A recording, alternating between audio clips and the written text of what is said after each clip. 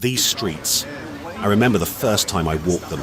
Everything felt alive in a way I hadn't felt in years. The smell of street food, the noise, people everywhere moving fast, going somewhere. I felt invisible, in the best way possible. I'd saved for 2 years to make this trip, not a vacation exactly, more like a reset. I'd had a rough few years back home, nothing dramatic, just the slow grind of a life that stopped feeling like mine, a job I tolerated, an apartment that felt more like a waiting room. I needed to feel something again. China was never part of the plan, but a friend had spent time here, kept sending me photos, telling me I had to come, so I did. I had about $40,000 saved, years of discipline, no holidays, no big purchases, living carefully. That was supposed to be my security, my freedom fund. I want you to remember that number, $40,000. I met her on my third day. I was at a market trying to buy a jacket and completely failing at the price negotiation. She appeared beside me, laughing quietly, and just handled it. Got me the jacket for half the price I was about to pay. We ended up getting tea. Her name was May, and I know how this sounds already. I know, but I want you to understand, she wasn't what you're picturing. She wasn't obviously working an angle. She was warm, funny. She spoke good English, was curious about my life, asked questions that made me feel like I was interesting again. We talked for 3 hours that first afternoon. She was a local, had a small apartment nearby, worked in some kind of import business she was vague about.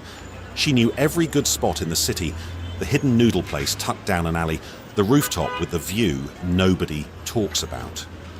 She made this place feel knowable, safe. I extended my trip by 2 weeks. Looking back, I think that was the moment everything started. Here's the thing, nobody tells you about being manipulated by someone you care about. It doesn't feel like manipulation, it feels like love, it feels like luck, it feels like finally. The expenses started small. She mentioned her landlord had raised the rent suddenly. I offered to help. It was $400. I didn't think twice. Then her mother got sick. Nothing serious, she said. But there were costs. I sent some money, maybe $700. Then there was a business problem, an opportunity she was about to miss because she was short on cash. She didn't ask me directly. She just explained the situation with this quiet dignity, like she wasn't expecting anything. That made me want to help more. I told myself these were loans, that she'd pay me back. She always said she would, always with this gentle certainty. Like of course she would. We were building something together. We talked about the future a lot. She'd visit me back home. We'd travel together. She wanted to see the ocean. She'd never seen the ocean. I held on to that image, the two of us somewhere, her seeing the ocean for the first time. I went home eventually, but we kept talking every day. Video calls, voice messages. She was the first thing I thought about when I woke up and the last thing at night. I went back to China 3 months later. The second trip was different. Harder to explain. The warmth was still there, but underneath it, something felt pressured. Like there was always a problem at the edges of everything good, always something that needed solving. And I had become the solution. Her business deal fell apart, and she was facing real trouble with people she owed money to. She was scared. I could see it. Or I thought I could. She needed $12,000. She cried telling me, said she was ashamed to ask. I gave it to her. I want to pause here and ask you something. If you're watching this and you're thinking, how did you not see it? Why didn't you stop? I understand that reaction. I've asked myself the same thing 1,000 times, but I need you to understand something about where I was in my life. I was lonely in a way I hadn't admitted to anyone, and she had become the most real thing in my world. When you're that lonely and someone makes you feel seen, you will do almost anything to protect that feeling. That's what they count on. Over the following 4 months, I sent money 11 more times. Some for emergencies, some for investments she was certain about. Once for a legal problem that was going to affect both of us if we didn't act fast. That one was $8,000. I stopped counting at some point, which I think was the point.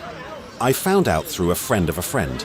Someone who actually lived here, who knew people who knew her. She had done this before, twice that he knew of. There was no sick mother, no business, no legal problem. The apartment she'd shown me on video wasn't even hers. I checked my accounts that night in a hotel room not far from where I'm walking now. $31,000. Gone. I sat on the edge of that bed for a long time.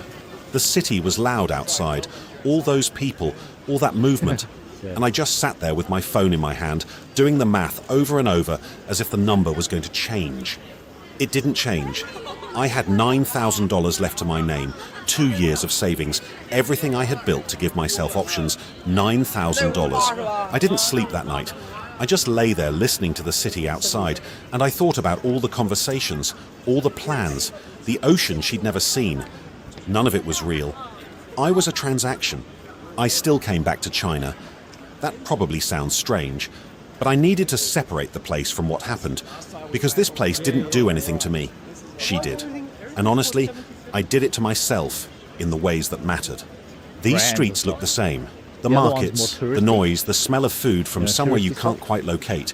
It's all still here. I walk them differently now. I'm not telling you this story to warn you off love, or off travel, or off taking chances on people. I'm telling it because I wish someone had told me what loneliness actually costs. Not in a dramatic way, just quietly, the way it makes you vulnerable to things you'd normally see. $40,000, $9,000 left. 1 year to rebuild. I'm still rebuilding. If you're carrying something like this, something you haven't told anyone, I just want you to know that you can say it out loud. It doesn't make you stupid, it makes you human. These streets keep moving, so do I.